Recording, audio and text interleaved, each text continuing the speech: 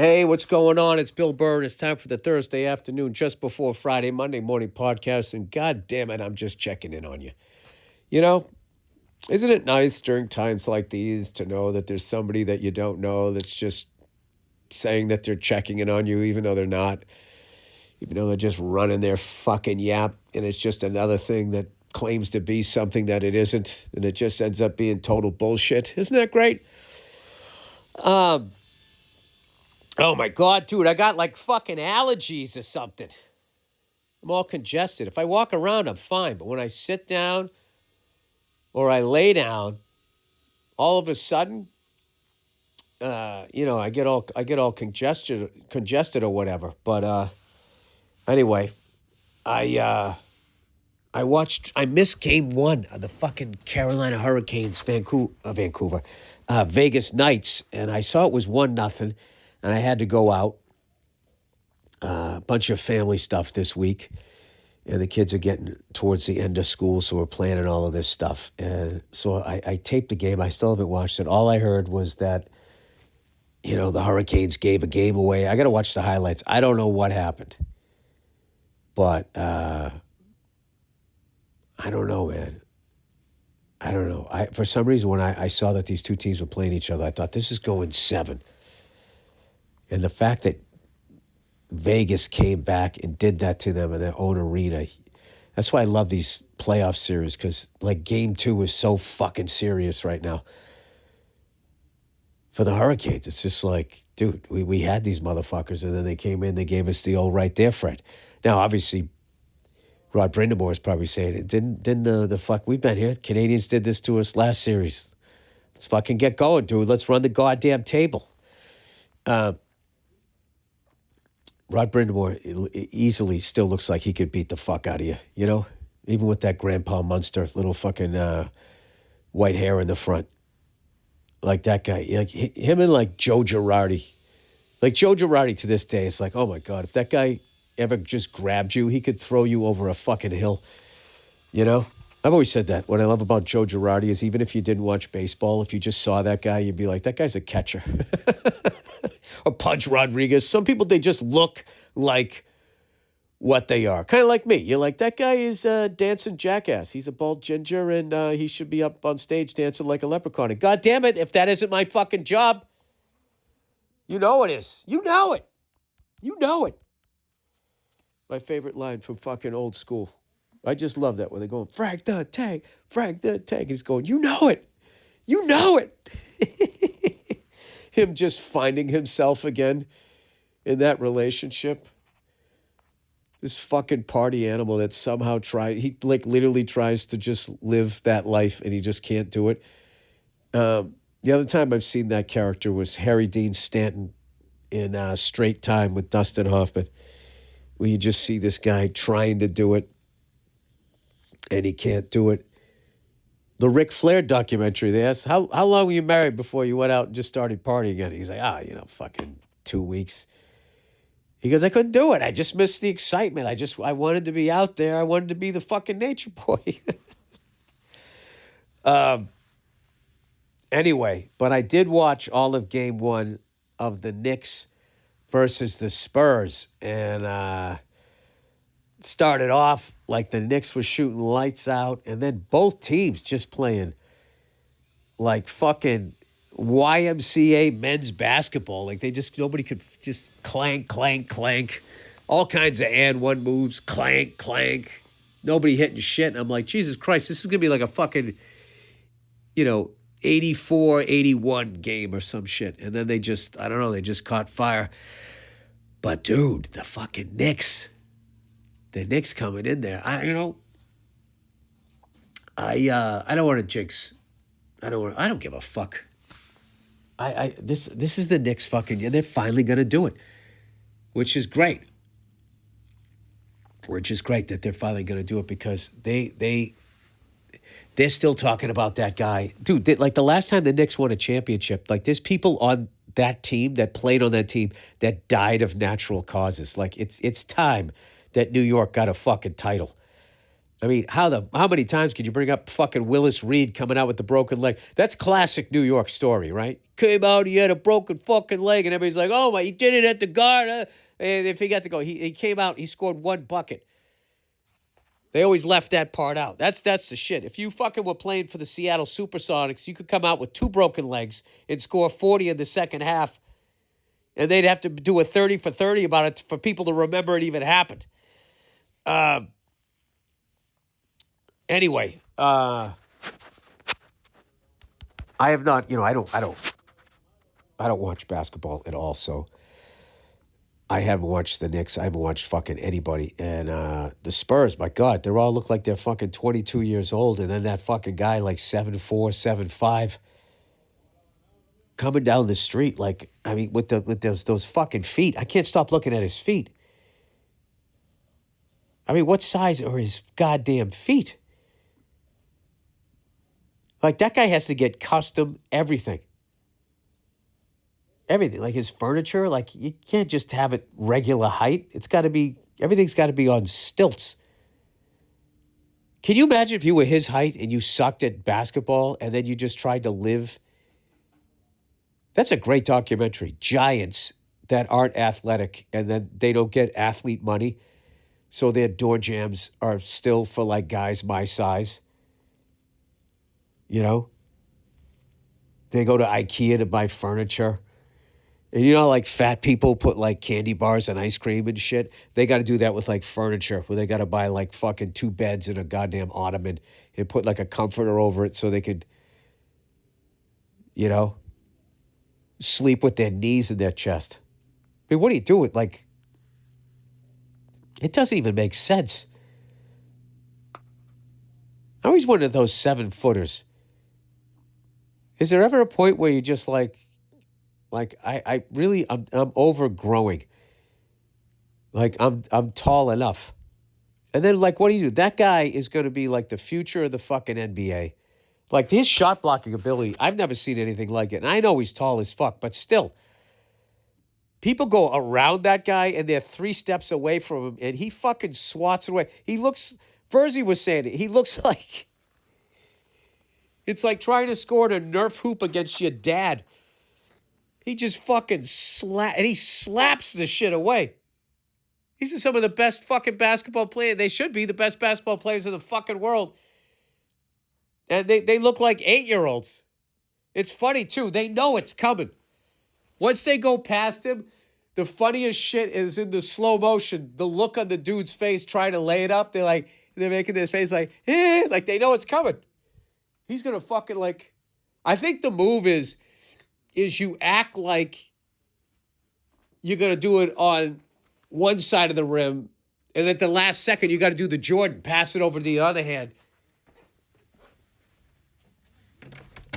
Does he have a nickname yet? Like the fucking praying mantis? Something.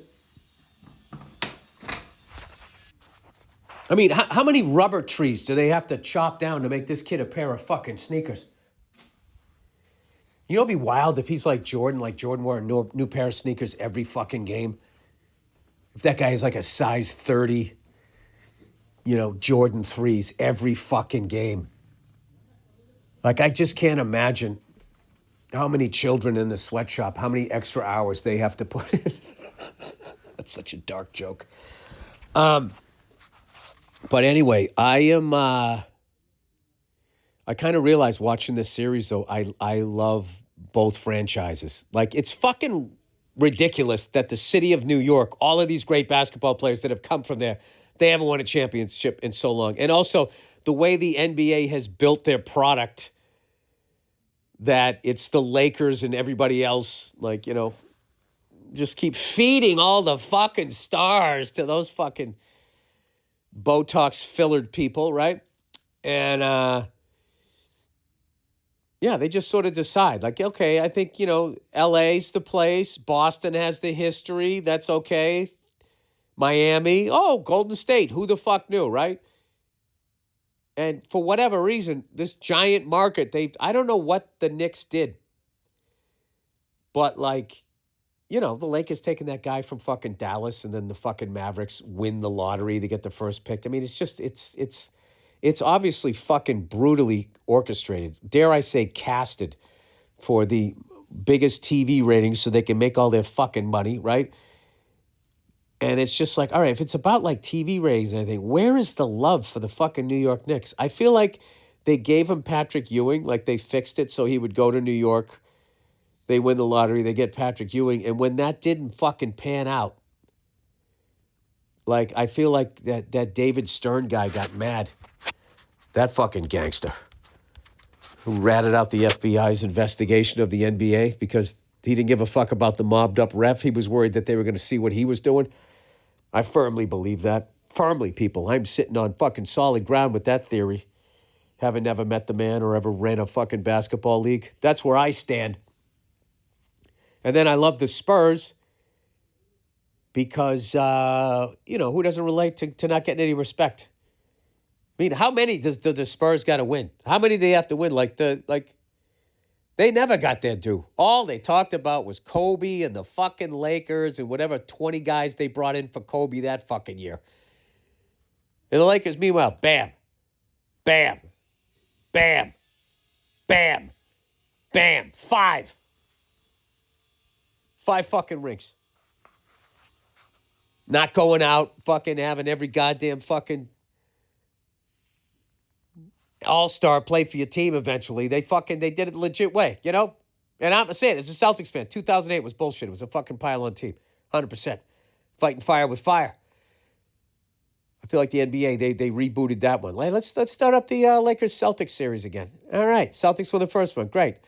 Oh, shit, looks like the Celtics are going to win the next one. Just start calling fouls. Let the Lakers win the second one, and then we'll set up the rubber. Oh, wait a minute. LeBron's going to the Heat. Fuck that storyline. And then they just became that. And then they just moved on. I don't know. But within all of that is some amazing athletes. Brunson, is that his name? I don't think that was a smart move, yelling at the ref at the end of the game. You want that guy on his side. And considering that guy looks like a retired police officer that, may or may not have done some shady shit. Like that guy he just looks like, the kind of guy that says, turn in your badge. You're off the case. Like he has that vibe. I don't think that's the guy you want to be fucking yapping to. I did like that his teammates were trying to get him, out of there. I don't know anybody's fucking name. There was one dude on the Spurs, young as shit, like 22. He was fucking amazing. This is all the descriptions you're going to get. You got the fucking 8-foot guy. You got that 22-year-old guy. And then you got the guy that has like a fade, a man bun, a mullet, and dreads. Like he has all the haircuts. Just as a bald man, to see this guy just having that much hair, to have all the haircuts, it's like I feel like he's making a statement about billionaires taking all the fucking money and leaving nothing for everybody else. He did it with his hair. Like, I'm going to have all the haircuts. Fuck all you bald guys, all right? You want to look like me? Go to Turkey. Good luck to you. He's a fucking great player. And the 2 guys I like on the Knicks, number 32, that guy's fucking, he works down there in the paint like the old school guys.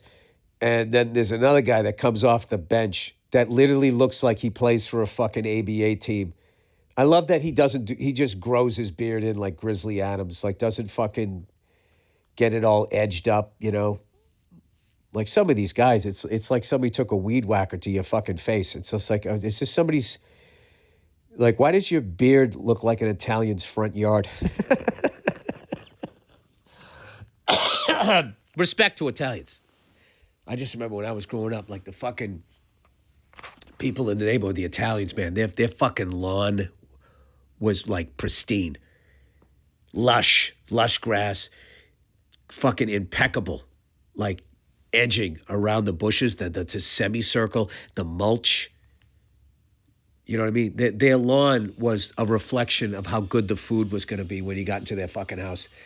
Like some of these people, their beards look like that. It's amazing.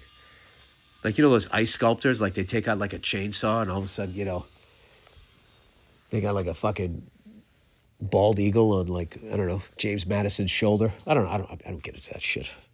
I'm not into the ice sculpture scene, okay? What do those people say? What? I said it? What? I said it. Ice sculpting. I'm not in that scene. That's a big thing to do.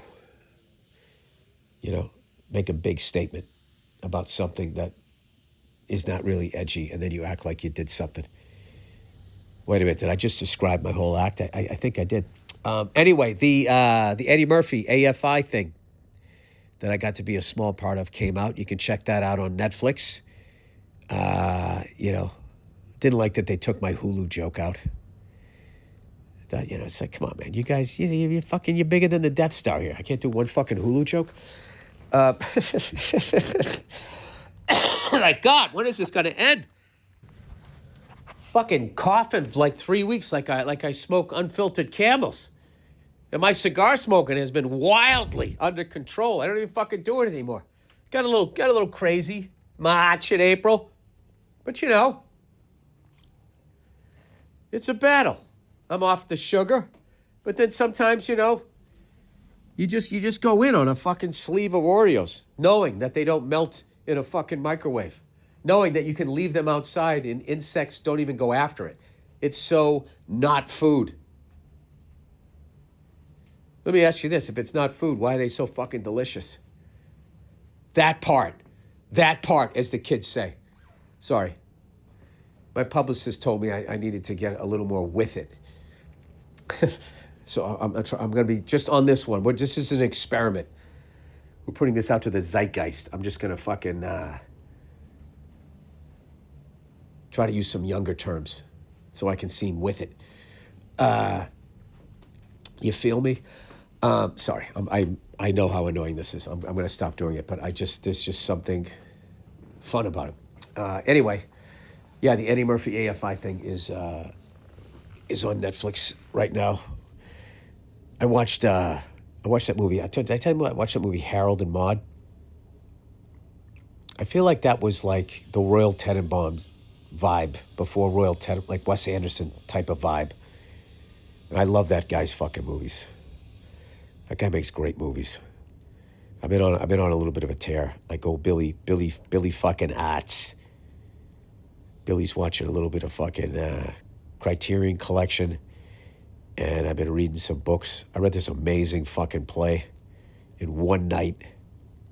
I couldn't go to sleep last night, so I went downstairs in my bathrobe, okay, crossed my pasty legs, and sat in a chair and I read a play.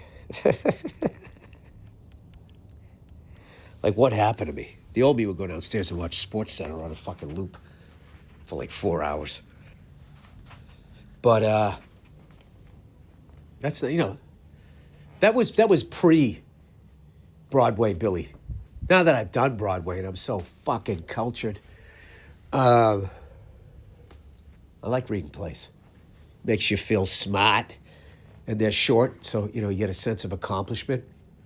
This one, I already forget the name of it because it was Latin. And it was about sexual assault.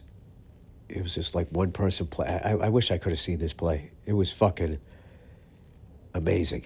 Just the information in it alone, the interviews, just the book, all the people talking about it, and what it's like to be a woman going through all of that, nobody believing you, and then all of this shit, and the chances of it even making it to trial and then trying to get a fucking conviction.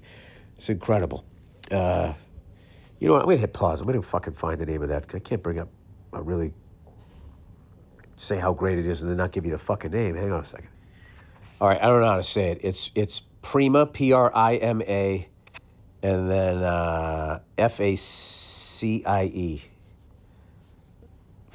Facey, I don't know how to say it, but it's one of those things. It's like an 80-page play, and you know, I'm not the brightest guy, so I'm like, all right, I can read 40 pages tonight, 40 tomorrow, and you just get into it, and it's like, I got to see how this is going to end. Fucking fantastic. Anyway, it's my wife's and my son's birthday. And you know what I love about my son, other than everything, is he loves to draw. And he's always asking me to draw stuff. And I used to just, when I used to sit down and draw when I was a kid, I used to try to like, more like copy it. I don't mean trace it. I would just look at it and I would immediately be drawing lines like this is the finished product. And I don't know what happened. Somewhere along the line, I figured out how to sort of sketch shapes and get proportions and a little bit of depth. Like my drawing is better than it's ever fucking been. I still stink, but I'm just, I'm way better at it. So it was his birthday, and I was like, he's always asked me to draw like baseball stadiums, hockey arenas, dinosaurs, whatever he's into. And he loves Godzilla. So I just, I was like, you know what? Rather than going out and just going to Target and buying some fucking card, I'm going to make him one. So I found a picture of the old school Godzilla, the Godzilla that I like. The Godzilla that I like, there's a guy inside of it, and its head is proportionate to its body. Somewhere along the line, when it became like computer generated or whatever, he got like this little stegosaurus head. It doesn't even make sense. It's like, look how little its head is. It would be too fucking stupid to attack a city. Or it just doesn't make any sense why they did that. I don't know. I've never quite understood Godzilla. He's a good guy, but everybody like attacks him. It's kind of like the Superman thing, or Batman. One of those fucking guys. They always make superheroes like misunderstood. It's because nerds write about it. And they're all like, nobody understands me, man. So then they make this there are always these really good-looking, jacked guys. And then everybody's like, doesn't like them. Or there's sort of mixed emotions about them, Is that like the Tom Brady effect? Like the amount of people that didn't like Tom Brady was because he was a really good-looking guy with a supermodel wife and he was winning championships left and right? Is that what it was? Is that what goes on with the super? Like Peter Parker back in the day, like in the fucking comic books, his fucking girlfriend was an absolute raven-haired, unbelievable rack, ass, thighs, legs, fucking smoke show. And then, so you would think that Peter Parker would get the fucking hate, not Spider-Man. And even then, they never really explained why they didn't like him. They should have got into it. They should have got into and eventually, if you have these superheroes, they eventually got to go after the upper 1% because that's why you have crime, that's why you have recession, that's why you have racism, that's why you have all this shit. Instead of just going around grabbing purse snatchers or whatever, or fucking some guy with Doc Ock, I didn't like that they had to invent. I guess because they were superheroes, it was too easy to catch like regular people, so they had to invent like bad superheroes. They're all doing all of this shit and fucking up the cities, and like regular people never said, "Hey, why don't you guys take this superhero shit somewhere else? You're obviously not from this planet." Like, do you guys ever take a weekend off? You ever think of like not trying to take over the world? Like, why are you here? Nobody, any Superman movie, nobody ever said to Lex Luthor, like, dude, like, what is your problem? Like, why are you doing this? You can go to Turkey to get that fixed, Why are you just being a cunt? You're not going to win. That's the part. They know they're not going to win, and they still do what they do. The question's never asked. Hence, it's never answered. Oh, I like that they said hence. That made me feel smart for a second. Here we go. Oh, look what it is, everybody. Simply Safe.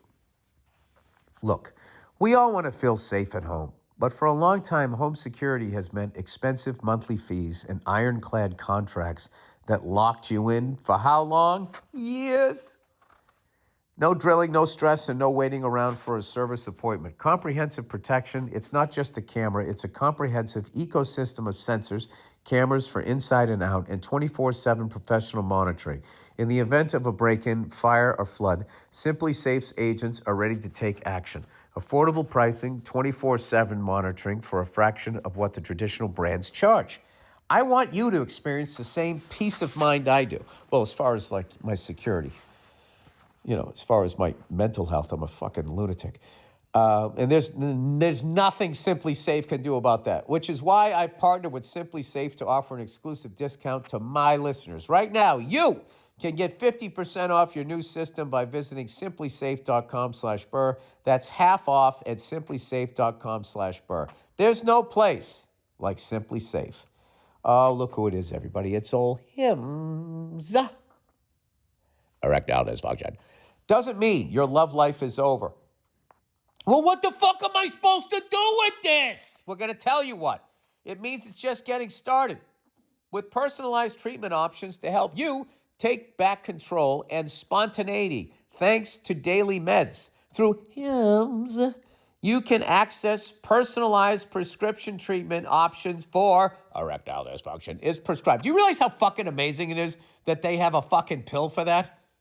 Back in the day when your dick died, it was fucking dead. That was it. It was staring at the floor until you fucking died.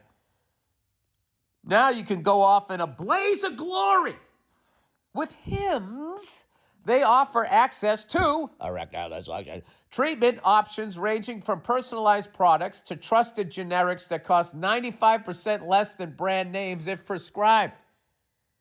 I don't know why you would go off-brand with your dick. I would go with the number one. I wouldn't go RC Cola with my dick. This isn't one-size-fits-all care that forgets you in the waiting room. It's your health and goals put first with real medical providers making sure you get what you need to get the results. Think of Hims as your digital front door that gets you back to your old self with simple 100% online access to trusted treatments for erectile dysfunction and more all in one place. To get simple online access to personalized affordable care for erectile dysfunction, weight loss, and more, visit hims.com/Burr. That's hims.com/Burr for your free online visit. hims.com/Burr. Feature products include compounded drug products, which the FDA does not approve or verify for safety, effectiveness, or quality. Prescription required. See website for details, restriction, and important safety information. Actual price will depend on the product and subscription plan. Oh, Jesus, look who it is, everybody.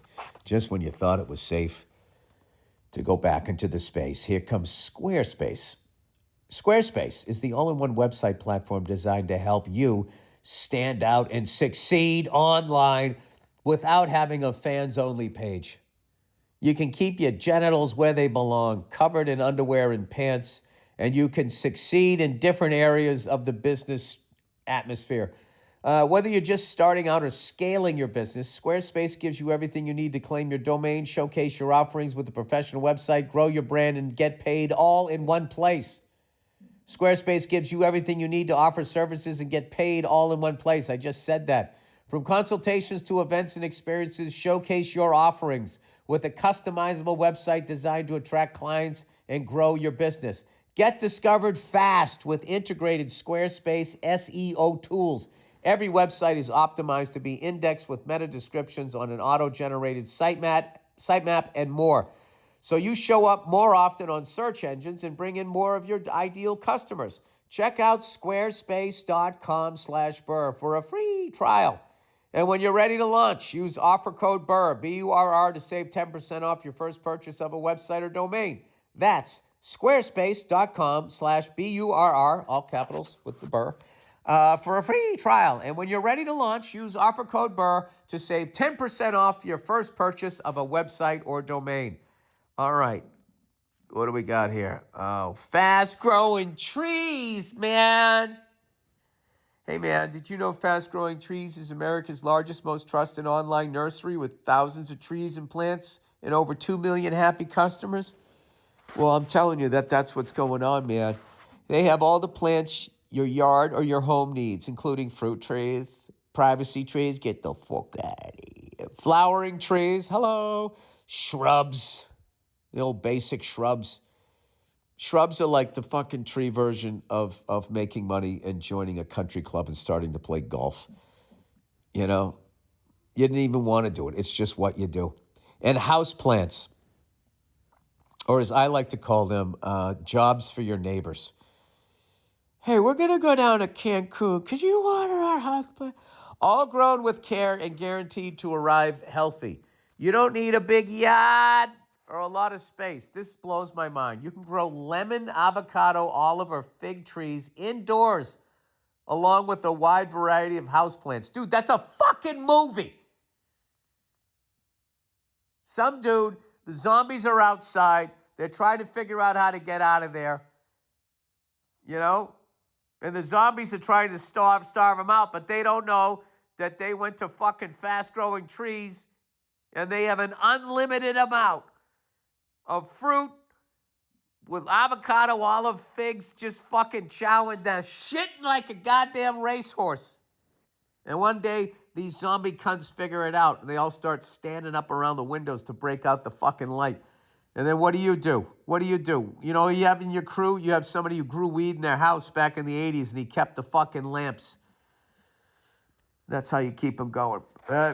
Something like that. That's the first act. Okay, get all the plants you need without the messy car or the trip to the garden center. Right now, they have great deals on spring planting essentials, up to half off on selected plants.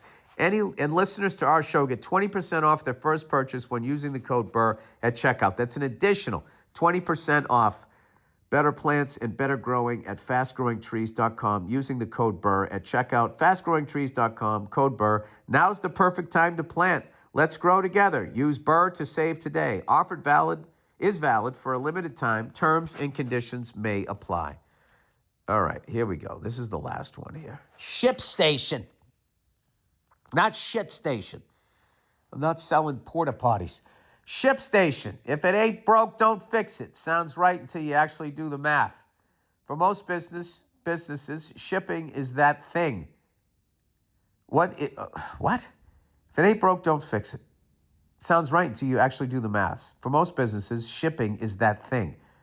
What's it actually costing you? Because if nobody's questioning it, it's probably costing you way more than it should. ShipStation, see what they just did there? You weren't even worried about that. Now you're worried. And now they're going to bring you a solution. This is classic sales. ShipStation makes switching easy and the savings are immediate. ShipStation is an end-to-end order fulfillment platform for e-commerce businesses built to handle your entire shipping workflow so your team can focus on growth. Everything from order management to inventory and returns is centralized in one platform. And the automated rate shopping, you can compare rates across UPS, USPS, and FedEx with savings up to 90% off while you focus on growth. Over 1 million businesses leveled up their shipping game with ShipStation, with customers reporting scaling fulfillment up to 40 times while cutting costs up to 30% while they continued to focus on growth. You don't focus on the planet and help people out. You focus on growth. So that one of the reptiles will throw their fucking whore money at you. The sooner you switch, the sooner you start saving time and money. Get started with ShipStation today and get 60 days free at ShipStation.com with code Burr. That's ShipStation.com, code Burr. ShipStation.com, code Burr. Taxes and fees apply. But after that, you can focus on growth. Anyway, Monday night, I did a set at the Elysian Theater. I think that's how you say it. And it was every fucking reason why I do stand-up. It was such a perfect crowd. I worked with Bianca Cristoval, and I was saying, like, dude, was it me, or was that show Monday night every reason why you do stand-up? She goes, yeah, well, did you see this crowd? And I was thinking back. She goes, it was like, different ages, different sexes, different races, and it was just everybody was fucking there. Those are the best crowds. That's the funniest thing about racism is these fucking people that stay with their own. That it's not like they're dumb. They're just ignorant. They have just one perspective.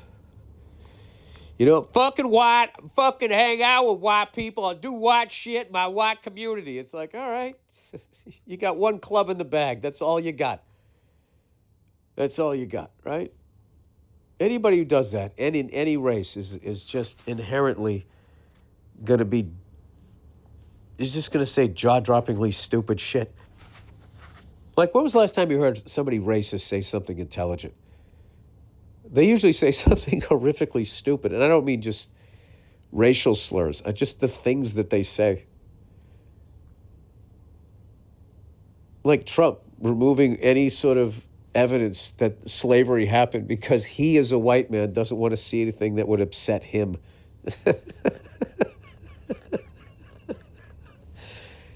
It's just so like, I don't want to see it.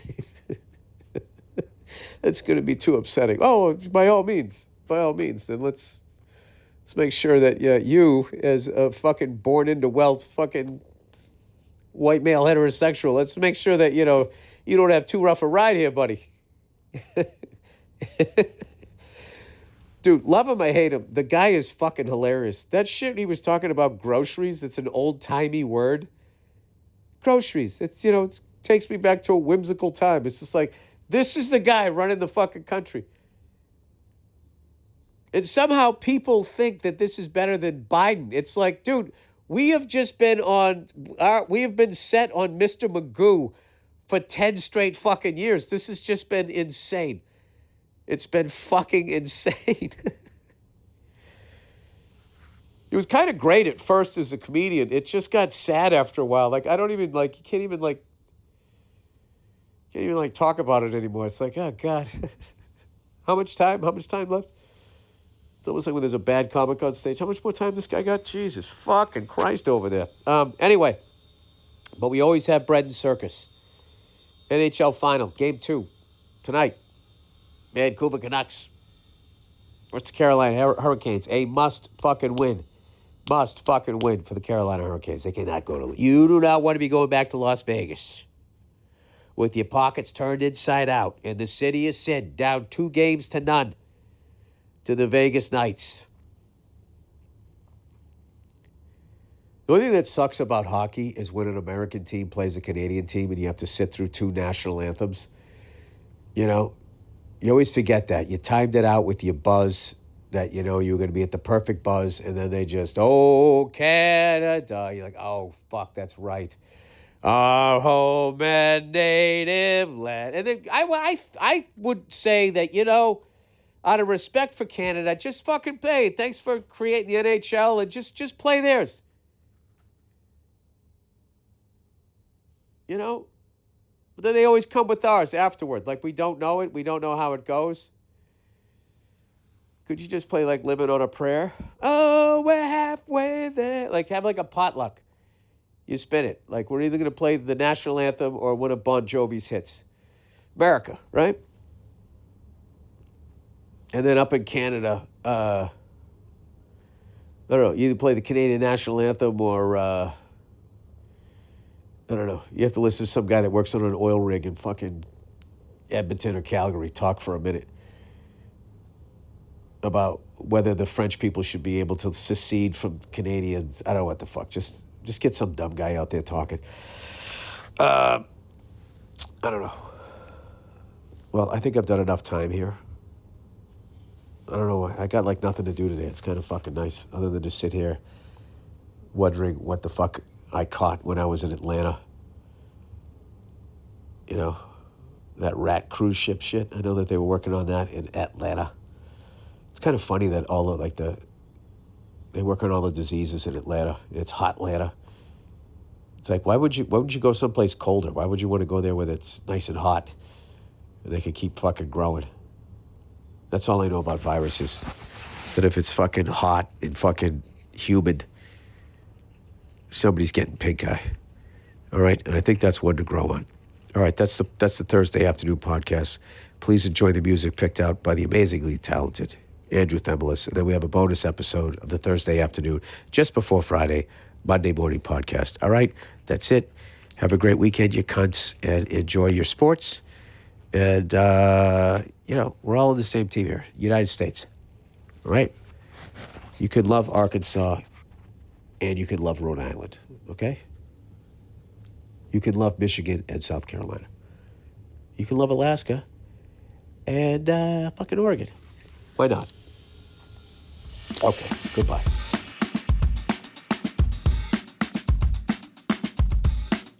Hey, what's going on? It's Bill Burr, and it's time for the Monday Morning Podcast for Monday, June 4th, 2018. What's going on? How are you? How you doing, laddie? I'm in Dublin, Ireland. I've been on a fucking plane for I don't know how long. We left LAX and we were supposed to leave in the afternoon, and then there was some problem with the hydraulics. They backed the fucking thing up. They pulled it forward. They backed it up. They pulled it forward. 2.5 hours later, we finally left, which is all good because, as Don Rickles says in Casino, rather, it's better down here than, up there, right? So I was just sitting on the fucking plane, and they didn't give us any food. They got a little cup of water. That was it. 2.5 hour delay, nothing. No food, no drinks or anything. And all I was thinking, I was on Air France there. I was like, oh, this is how these fucking people stay so skinny. They just leave you on there. They don't feed you nothing. So anyways, but I kept my mind occupied. I was transcribing a Pantera song. I get into shit, I fucking eats up all the time. Rather than sitting there, I either do that or I play solitaire on my phone. I had somebody get me a deck of cards. They're like, you can just get an app for that. I'm like, that is really a lot easier, isn't it? Plus, I feel you win a lot more with the app, because it wants you to keep playing. Where a deck of cards, they don't give a shit. They're just one and done. They got your money. They're done. That fucking solitaire game, though, don't get it. Don't get it because they got like 50 fucking ads. Every time they shuffle the cards, every time you win a game, every time you move your hand, they got like another ad. They put the X in a different spot every time. If you don't really hit the X, then it goes to another fucking page. So somebody gets credit for a look, a viewing, a click. I don't know. I don't pretend to understand these things. So anyways, this podcast is going to be all over the place. I'm going to tell you that right now because I was debating whether or not to do it before I left, and I was like, well, don't do it before you leave. It'd be more exciting if people hear you talk to yourself in a different country. That'll add a new fucking flavor. They gave me this crazy room. Oh, shit, my room service. Hang on a second. Jesus Christ. All right, I just ate my fucking room service, and I put on the news over here. It's just like the news back home. All depressing shit. Guy got caught with a gun, though, but this is the difference between the U.S. and Ireland. It was a .38 Smith & Wesson with 5 rounds of ammunition. When they said what kind of gun it was and how much ammunition was there, I almost went, aww. How fucking hilarious is that? Yeah, nothing but gloom and doom. 31 people were killed today when a tractor went off its fucking rails in a heard. A fucking volcano erupted down in Guatemala and It's, great accents and everything, but just all depressing shit. A grandmother was laid to rest today when she was found half-eaten by her cat after a weekend of Irish stew.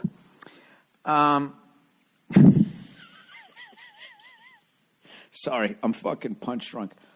I fucking just ordered this shit. Ordered BLT, not the most healthiest thing. There was no bacon in it. It's that rest of the world bacon, where it looks like ham, but it has the consistency of fucking lard. It was delicious.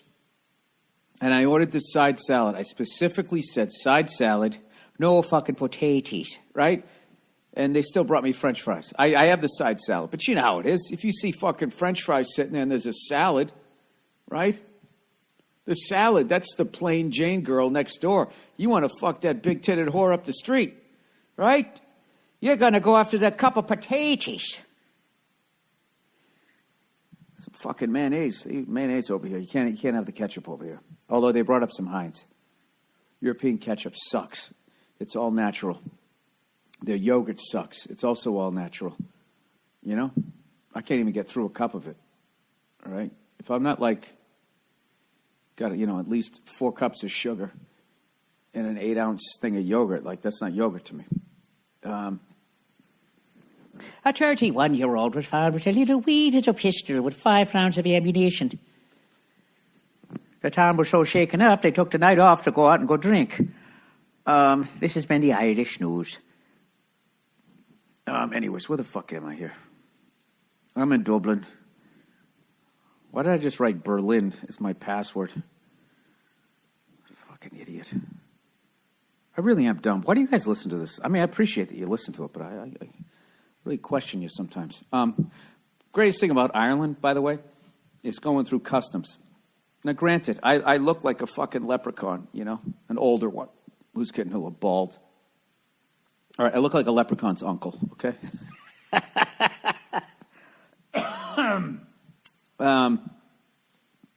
They just let you in. No work papers, no nothing. The guy's like, what are you doing here, laddie? And I was like, I'm doing a show. All by yourself? I was like, yep. And he's like, all right. Have a good one. Stamp. Welcome to the country, Every other place you go to, you get that fucking guy who looks like he's in the Born Identity, looking you up and down, and you just start thinking, why? You're making me feel like I have drugs in my ass right now. Like I'm a mule. Anyways, so I'm here. God damn it. Hang on a second. All right, sorry. A little congested from the goddamn flight. Sleeping in that recliner. Whenever you fall asleep on an airplane, you're always like, this must be what it's like to be in a loveless marriage. Where you just don't want to go upstairs because your wife's in bed and you just watch TV till you fall asleep and you're just laying there in that fucking lazy boy. Or you've been married so long that like, I don't want to go up the stairs. You just sleep right on the couch. Doing that shit all night. I actually had a dream I couldn't fucking breathe. I had that dream. I don't know. I don't do well on airplanes. I watched the 250 greatest goals in soccer. And, there was some nice ones. There was some pretty pedestrian ones, but I think it was also because it's so fucking hard to score. And you also said the top 250? 250. Like, who has the fucking time to... I'm glad somebody did it. It took like... It was the perfect soccer highlight reel for an American.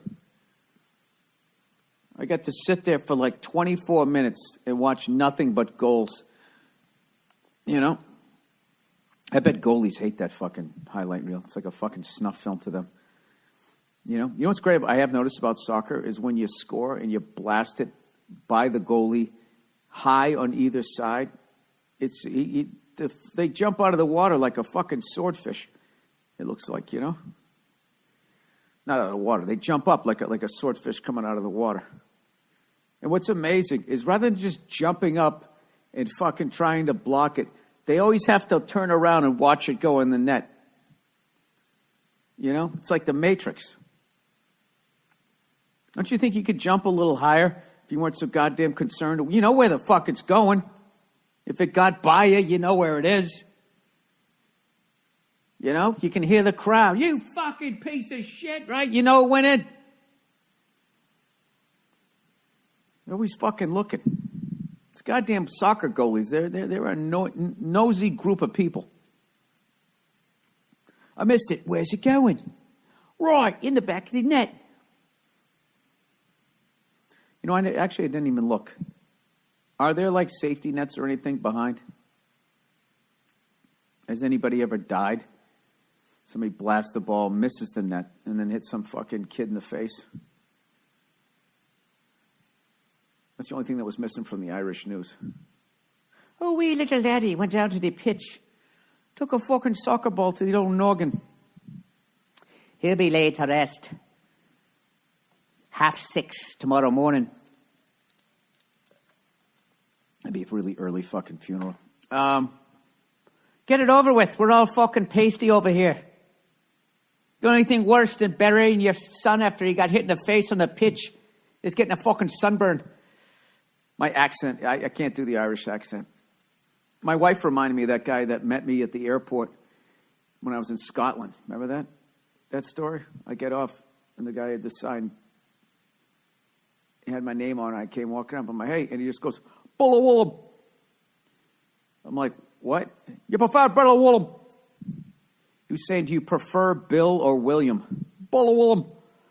Bulla Woolham.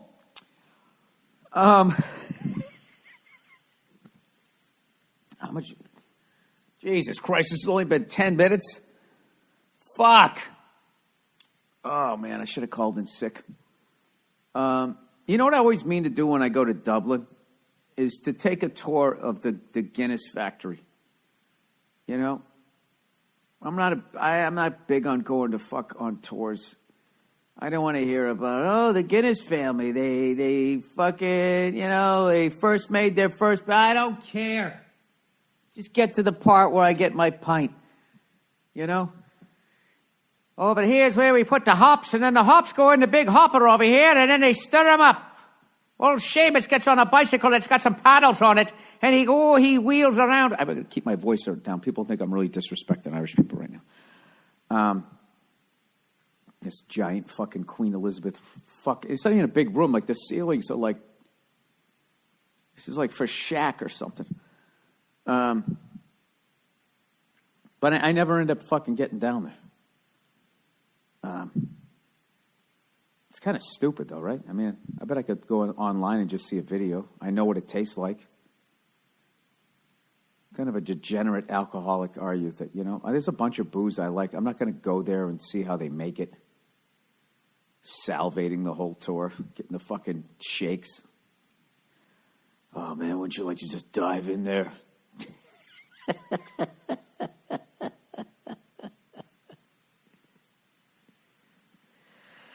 A 17-year-old fell into a vat of Guinness. He dove in because he was burned from a volcano in Guatemala. He could have jumped in the ocean in Guatemala, but he was Irish, so he took the pain all the way back to London because he didn't want to inconvenience anybody with his own emotions. I'm going to fucking have fun over here, man. This is going to be a good time. My show's tomorrow night at the 3 Arena. I don't know what that stands for. It sounds like some Illuminati shit to me.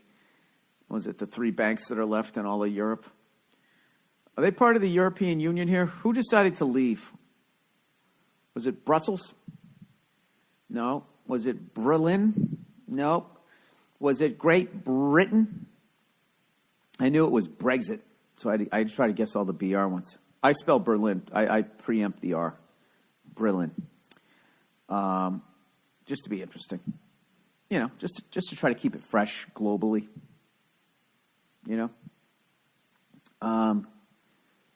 Anyways, how about those fucking Washington Capitals? I'll say it again. How about those fucking Washington Capitals? Tell you right now, if I'm a fan of the Vegas Knights, I got to be thinking, when is our adjustment to their adjustment going to happen? All right? I'm going to go out on this is basically what happened. Okay, the Capitals, whatever the fuck Vegas was doing in Game 1, the Capitals adjusted to it. And in Game 3, I did not see an answer by the Vegas Knights. Okay? And as far as my limited knowledge of math goes, they better fucking respond in Game 4, or this series going to be fucking over. Ovechkin's going to be on the cup. It's going to be great. Either way, it's an incredible. It's going to be great. I mean, I'm rooting for the Capitals because of Josh Adam Myers, and and they plus everybody down there. They've been waiting since 1974. The Redskins suck. The Nationals, they used to be the Senators. They had the Senators twice. They left. One time they became the fucking Texas Rangers. Another time they became the Minnesota Twins. Then the fucking Expos came down as the Nationals, and they still haven't won a title. They're on their third fucking marriage. Actually, the Senators did win a title in like the 1920s, I think. You know, they went to the fucking White House. I think George Washington was still there when they showed up.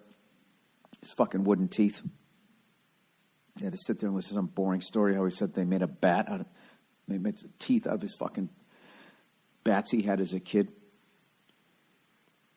How much do you think that guy lied his ass off that they had to come up with that dumbass story about I can't tell a lie, I chopped down the cherry tree. What kind of ass kicking do you think he got over that, you know? When you really think about it, back then there was no supermarkets, and this guy just chopped down a fucking tree that actually had edible fruit on it. You know? His dad probably beat him with the axe handle. Knocked that fucking powdered wig right off his head. Did rich kids wear powdered wigs back then? You know? People would come up and key their horse. Oh, shit.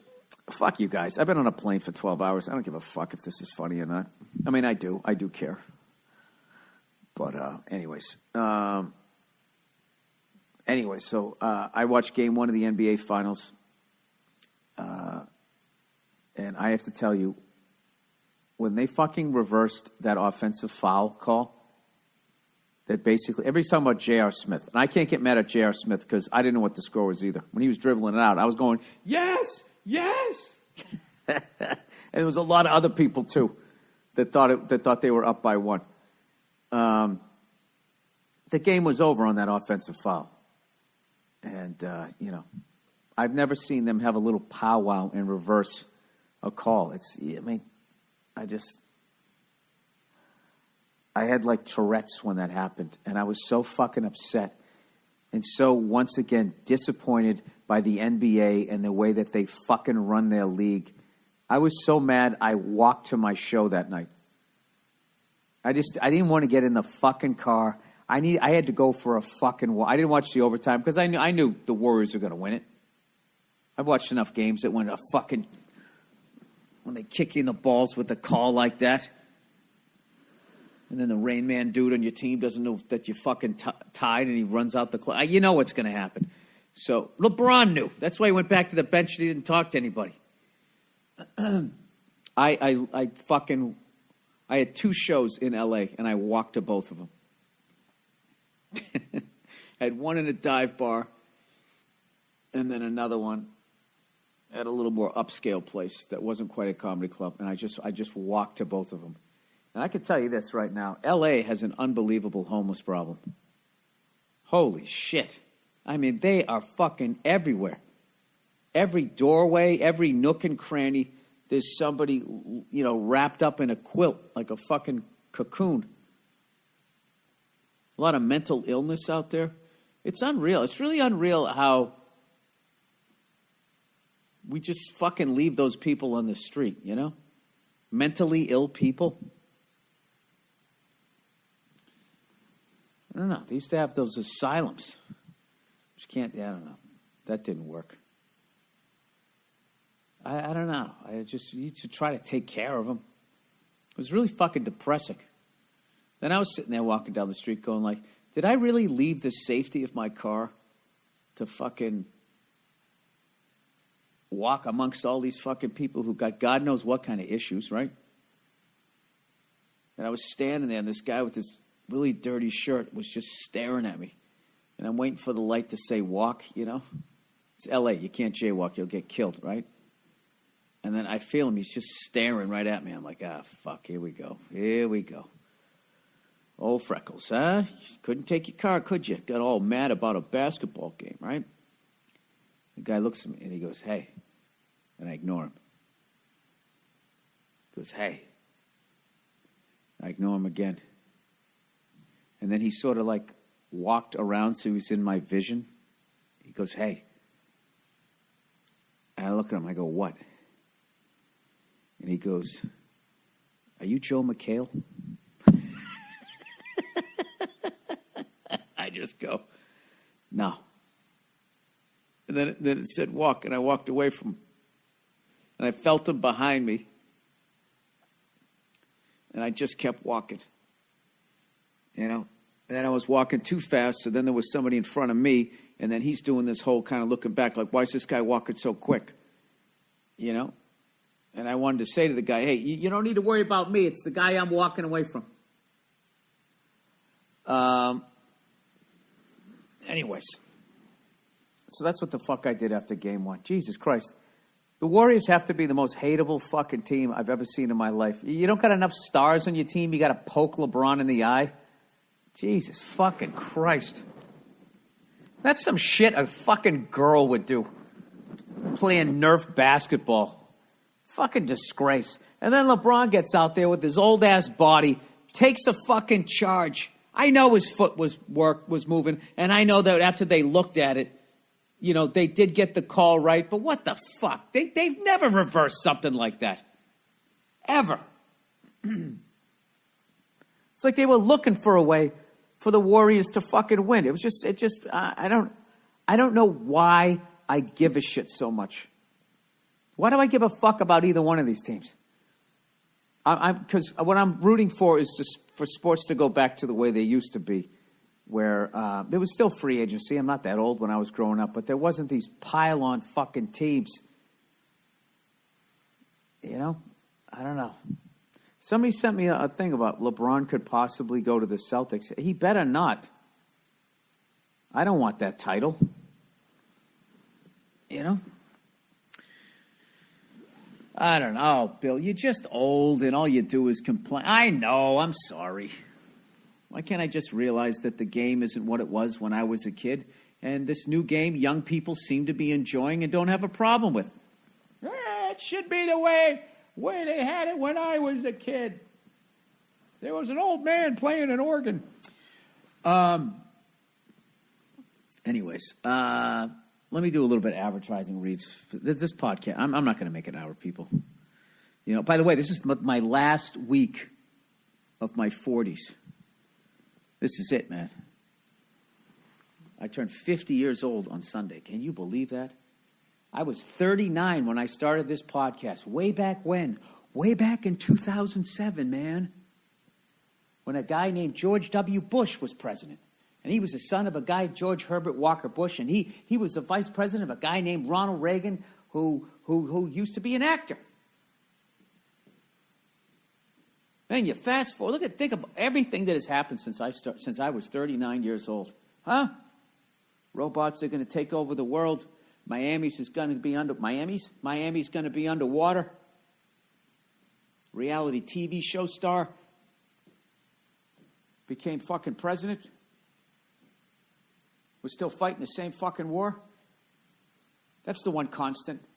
That's the one thing you can hang your hat on and be like, oh, okay. There's something I'm comfortable with. There's something I'm used to.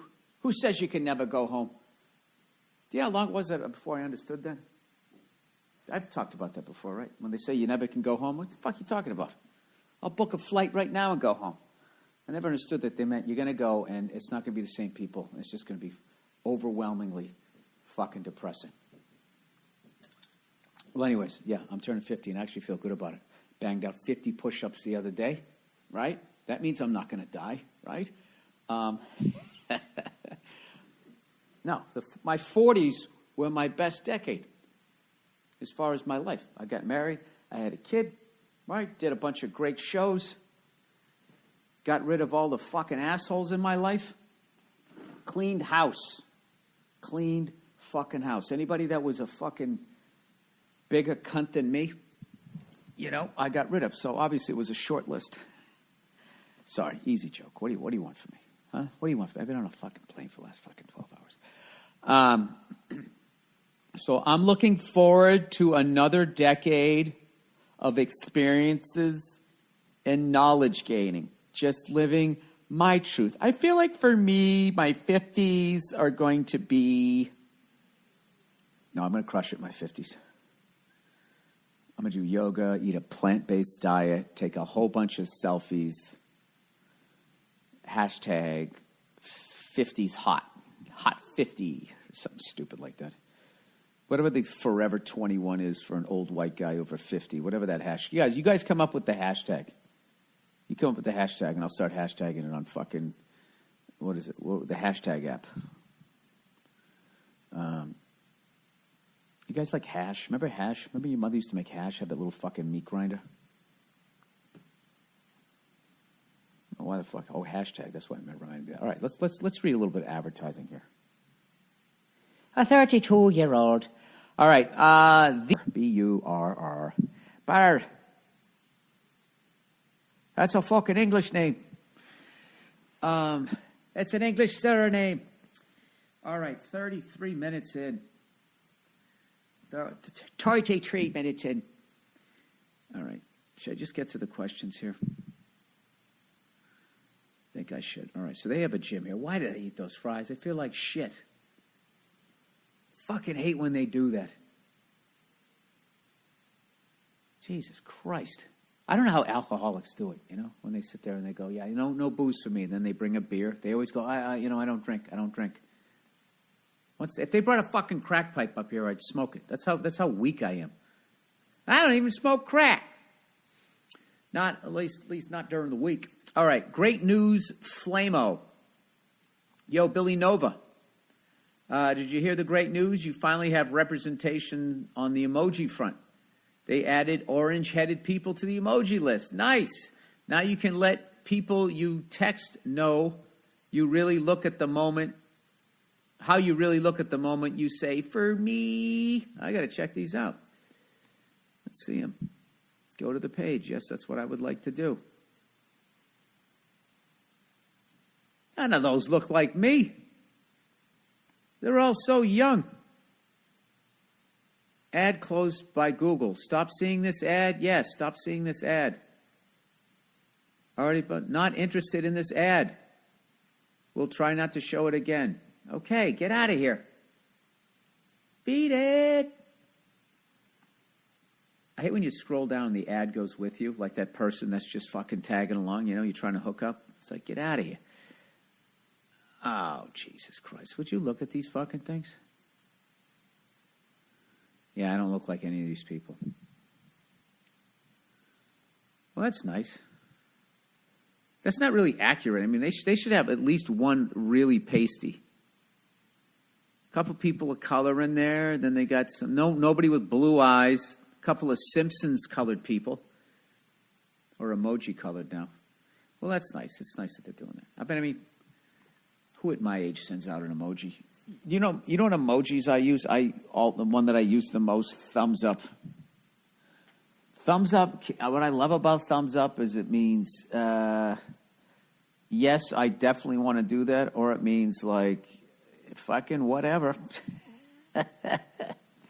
We got to get together sometime, man, hang out, thumbs up. I'm not fucking hanging out with you, right? Or it could be like, fuck yeah, let's get out there and fucking drink. All right. I should have made a top 10 list of what I could do. What am I going to do here to make my 50s, you know, the best me? Live your truth. Do you realize, like, the amount of shit that's going on in the world right now, okay? And just how self-involved, myself included. I'm literally doing a podcast just talking to myself. How fucking self-involved the world is right now, you know? Live your truth. Be the best you.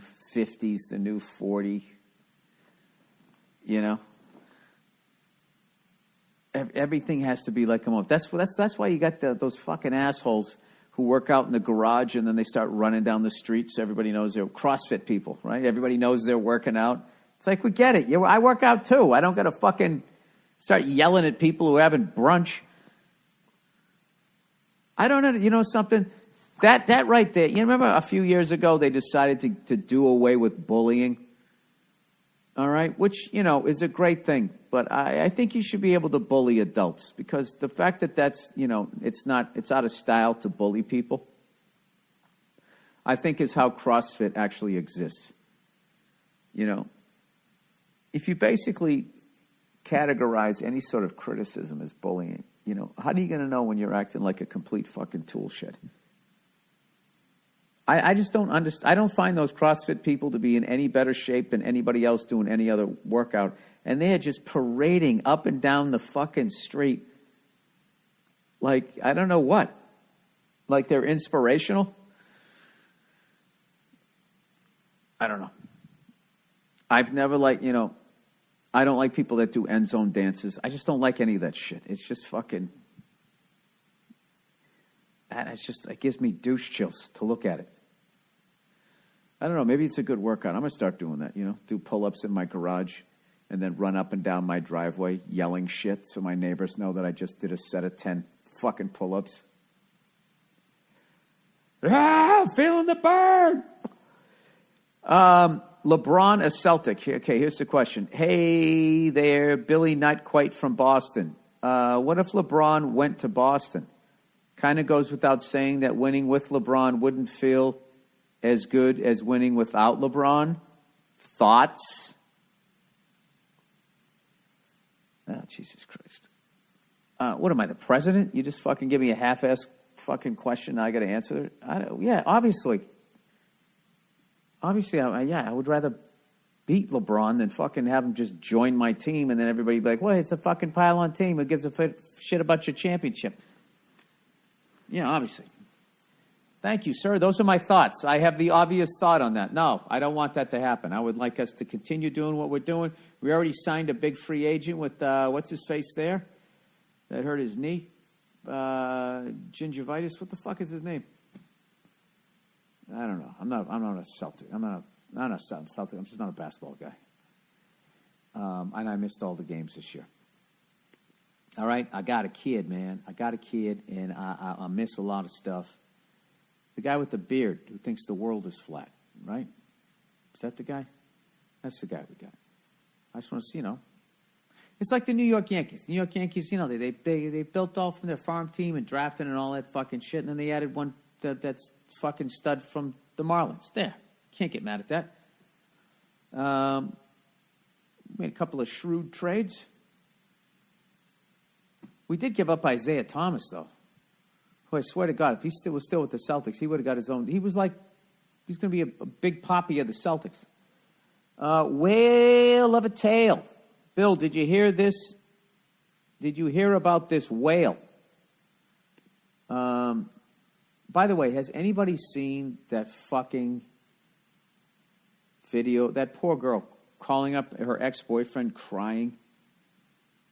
She literally sounds like the impression me and Paul do when we do the crying thing. Pooh or hoo.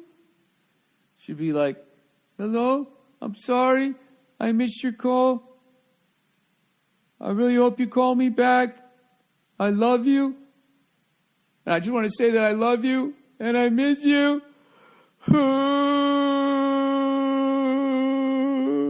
I'm not even exaggerating.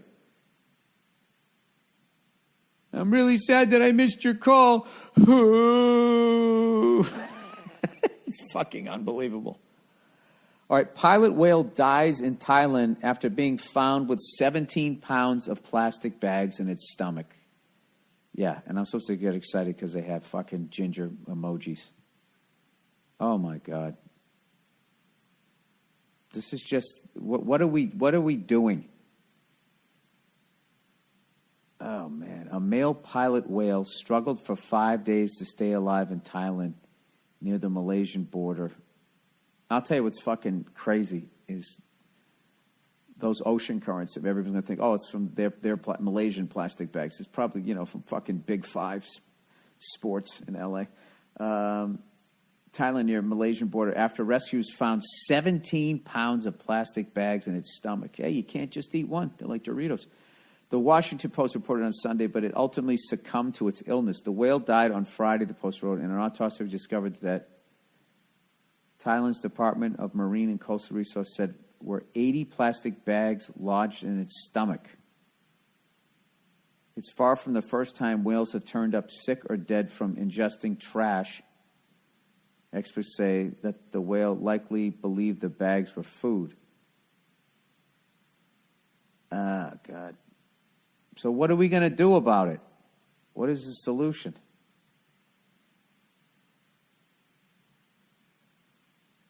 Plastic pollution throughout the region is... Okay, wait a minute. Let's see. Is there anything positive here? According to another report by The Nation, a 2015 study by the Ocean Conservatory and McKinsey Center for Business and Environment found that Thailand was the world's 6th worst offender for dumping plastics into the sea. Who's number one? Thailand's Pollution Control Department says plastic waste is increasing by roughly 12% annual, with only 25% being reused. That's pretty good that we reused 25%. It's better than what we used to do. The vast majority of it is plastic bags. The Bangkok Post writes that the 23... We're never going to get that shit out of the ocean, by the way. It's not like we just switch to cloth bags. Oh, my God. We are a fucking plague with shoes.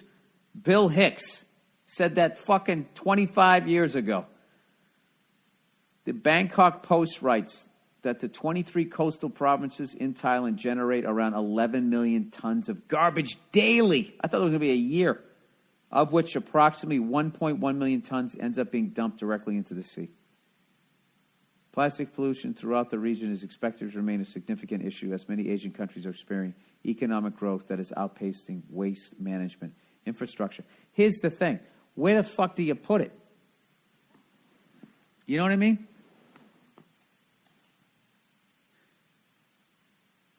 I don't know. This is when you need hipsters, because they're going to go back to biodegradable shit. Just trying to be cool, but they're actually going to create, hopefully, I don't know. Oh, boy. What the fuck are we doing? These fucking corporations, what are they doing? They're just all about the fucking money. They don't give a fuck. Wars, pollution, they don't kill kids. They don't give a fuck. And none of these fucking politicians does a goddamn thing about it. It's just fucking unreal. Because they need the corporation's money. It's like a suicide pact. How the fuck do you get out of that? This is depressing. It's like the Irish news. It's depressing. All right, Massachusetts male mentality. All right. Here we go. Hey, Bill, I'm excited to be going to your show, your Boston show in the fall. By the way, man, I transcribed that fucking Metallica song, and my double bass playing is finally coming together. I've just been sticking with it. Now, of course, I'm going to be on the road for a couple of weeks, but I'll get it back up to speed. Lars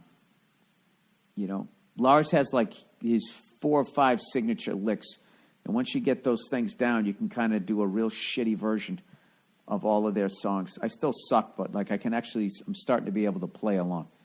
I can definitely do like the 16th note thing, but he does that triplet before the snare with the crash China that he always does. That one's a little tough.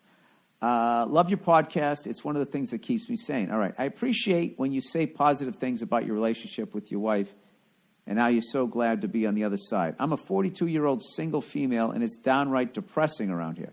I've been married, so don't need to do that again. Would just like to meet someone who wants a steady, monogamous relationship. Unfortunately, the guys around here seem to obtain their intimacy from their relationship with their male friends. Women are viewed as an afterthought at best, but usually as a nuisance or a threat. Oh, you're in Massachusetts? This is easy. This is an easy fix. Get into sports. Get into sports. Start watching sports. Increase your alcohol intake, and your guy will be your best friend you ever had. Why do guys have a mob mentality when it comes to women? They seem to think it's giving up to settle down. But don't they fear being alone later in life? Why do grown men care what their friends think, and why wouldn't they be happy their boy is living a fulfilling life? I'm cute, in decent shape. I'd say I'm a 7.5 in the looks department. And you're humble. I'm being serious. Decent shape. You're honest. Have a fun personality, can support myself, and don't care about having kids. But the schmucks I've been dealing with lately make me feel like giving up altogether. And another mystery to solve. Why do my friends and I frequently see good-looking guys with women who look miserable? If you wouldn't mind taking a few minutes to wax philosophical on the benefits of a relationship with the opposite sex, that would be great. Happy birthday from a fellow Gemini. All right. Why are guys afraid to settle down? Well, because women take guys for everything they've got in divorce court all the fucking time. All right? And like, there's only so many of those fucking nightmares that you can watch before you're like, why the fuck would I want to do that? I mean, that was my attitude for the longest goddamn time. And when you get into a relationship, a lot of times you are at the mercy of the female's moods. And, there's all this shit out here right now talking about all the shit that guys do to women, all this horrible shit. But I'm waiting for the winds to turn and blow back a little bit and talk about, just this constant fucking, like, keeping you on eggshells. Keep it happy, keep her happy. That happy wife, happy life is what they say. There's no rhyme for the dad. There isn't. So, and everything is about you guys. I'm just being honest. The wedding's all about you. Valentine's Day is all about you. The anniversary is all about you. It's all the guy. What are you going to get her? And it's like, it's all geared that you are so fucking privileged and lucky to have this person. But there's really not that sort of reciprocal mentality. So, but when you're a single guy, you got the world by the balls. We make more money an hour at Dairy Queen, evidently, or whatever the fuck it is that you guys are saying that happens. And, you hang out, you watch sports, you go down to the bar, you talk some shit. Maybe you get laid, get a fucking blowjob, and you wake up the next day not in a relationship. That's really appealing. And you still have all your money, or a lot of it. It's appealing. I would also, so, I don't know. I'm not, I know you want me to say something positive. I'm just answering that first thing. You guys are terrifying. And you act like you're not when you're talking to men, but amongst yourselves, I'm sure you're a little more honest about, like, the sanity of, so many women out there. Yes, they're just fucking nuts. They'll get pregnant on purpose. I mean, they'll bring a person into the fucking world. I mean, crazy. Fucking crazy. God, I got to try to say something positive here. Jesus Christ. Why you having a problem? Well, you're also you're like me. You waited a while. All those people that are want to find love and all that, you got to draft in the earlier rounds. When you were in your 20s, there was a bunch of blue chip prospects there. Now you're in your 42, you got to try to find your 6th round draft Tom Brady. That's what you have to do. So it's going to be more work. But I somehow pulled it off. But I was 35, she was 25. I don't know. I moved up in the draft. That's what I did. Maybe you want to date a younger guy. I don't know. But I always looked at it this way, that, if you're out there and you seem cool, if you're out there, there's going to be your match is going to be out there. But it's dangerous, as I just trashed women, to go down that road to say they're all like this, or why do so many people blah, blah, blah. You start getting fucking jaded. And the reality is, you could do that about anything. Why are most people fucking inconsiderate? Why are most people fucking morons? Why do most people stand in a security line at the airport, rolling their eyes, looking at you, bonding it, like, can you believe how long this is taking? And then they do nothing to be prepared for when it's their time, when it's showtime. They just start to take their fucking belt off and all that, and they become the fucking problem. They don't notice it. Okay? That's why meeting somebody awesome is so fucking special, because there's not a lot of them out there. So you hang in there. And I think you're going to find the person that wants to have the relationship you want. And I think the relationship you're looking for is what a lot of guys are probably looking for around your age, right? If I was you, I'd get a divorcee. He already had his fucking kids, already did that bullshit. And then he can just fucking, hang with you. You're not looking to get married. You're not looking to have any fucking kids. You can just fucking hang out and drink Cape Codders and watch the Pats. There you go. Bing, bang, boom. Did I solve your problem? Probably not. Wife wants to use my computer. Oh, Jesus, what do you got, a bunch of porn on there? Hey, Billy Bob Burton. I've been with my girl for 5 years and married for 1, and I refuse to let her use my computer. It isn't because of porn or cheating. It's because my PC is worth close to 20 grand. What? I used to work for graphic designer, animator, and gaming. I didn't know they made laptops worth that much. I even had it set up so if I'm not within 3 feet of it, it is locked. I have a piece of jewelry with an RFID chip that unlocks my PC when I'm near it.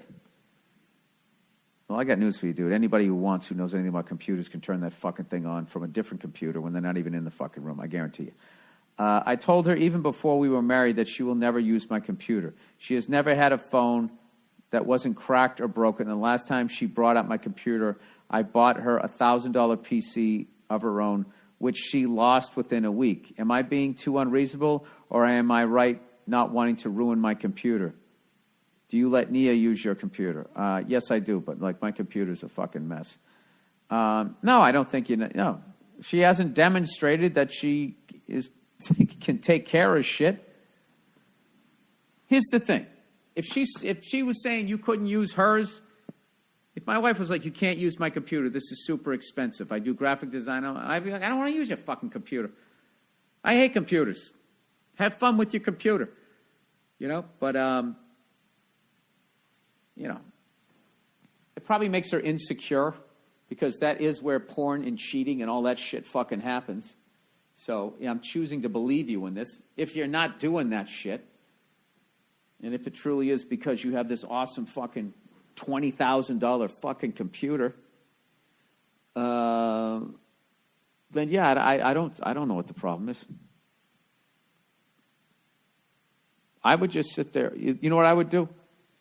I would take her phone. I would open my laptop, and then I'd have her phone right next to it, with the cracked screen. I go, look at your phone, look at my computer. What's the difference? Oh, get your PC too, honey. Oh, that's right, you lost it. That's right. So now, what have we learned here? And this is the thing, let her get mad. She's going to fucking storm away and be all fucking mad. And then once again, like I was talking about in that previous one, she's going to, do that whole thing where I'm going to say the Cal Dunnigan, I'm mad at you. She's just going to do that shit. And you know what? Let her. You sit over there, pout all you want. I'm right. And then they'll get mad. They'll switch out of the pouty thing. Then they get fucking mad. It's a whole goddamn process. Just be like, no, you can't use. I would hold my ground on that one. Just say, listen, over the next year, if you demonstrate that you can actually be around computers without breaking them or losing them, maybe in 12 months I'll let you look over my shoulder. Yeah. Just tell her that's not how life works. You have to earn things. All right? Most of us do anyways. Well, you wouldn't know that. Listen to all these fucking feminists out there. They think if you're a guy, you just fucking show up. People give you shit. I'm so hoping it becomes a level playing field. I can't wait. I cannot wait. That's going to be the greatest fucking thing ever. When they realize what a giant shit sandwich they still have to eat. Oh, it looked appetizing when you were peeking over the fence, didn't it, sweetheart? All right, that's it, everybody. That's the podcast here. Thank you to everybody over here in Ireland, even before I do the show. Thank you for everybody for buying tickets to come out to the show. It's an honor and a privilege to be here in your beautiful Emerald Isle. And I hope we give you money's worth tomorrow night. Go Capitals. And, I also like the Vegas Knights, too. Their coach gave a speech or something, the GM, the beginning of the year. They're an expansion franchise if you don't watch hockey. He said, all you guys in this locker room are here for the exact same reason. The last team you played for didn't think you were worth being protected. Me right there. They got the chip on their shoulder, and they've been fucking mowing everybody down ever since, till they ran into the Washington Capitals. I'm going to try to find a way to somehow watch that game. Although I think tonight comes on at like 2 a.m, so I might be fucked. And I don't know if I can't watch the fucking NBA. Who the fuck reviews a charging call in the final few? I've never seen that before. Oh my God. But thank God they did. Thank God they did, because I didn't have to waste time watching the rest of the fucking game. And then I went for a nice brisk walk. It was good for my hat. That's it. Guess what, people? We're into June, which means we are only 2 months away from the start of football season, preseason, just like that. It's coming around again. And God knows the way there's like 4 days off between every fucking NBA game. You're probably just going to have to do, the last week of June and July, and then you're going to be right there. Although I've gotten back into baseball. Something about going to that Giants game and keeping score, eating the peanuts, drinking that fucking Coors. I liked it. I went down and bought some cigars the other day, right? Oh, Bill, you're eating French fries, you're smoking cigars, you're drinking beer. What are you doing? I'm enjoying myself. I walked into this cigar shop. And I can be honest with you, I walked in there, it was also a lounge where people could smoke and shit. And I have never seen anybody smoking a cigar who did not look like they were just totally fucking relaxed. Just absolutely in heaven, Like true cigar smokers. I walk in, every time I walk in, I go, look at that guy just sitting there. Because I always have shit to do, so I run in and I buy them and then I run out. But I always see people just sitting there. I go, like, that's how you do it. Come down in the middle of the day. Honey, I'm going out for a minute.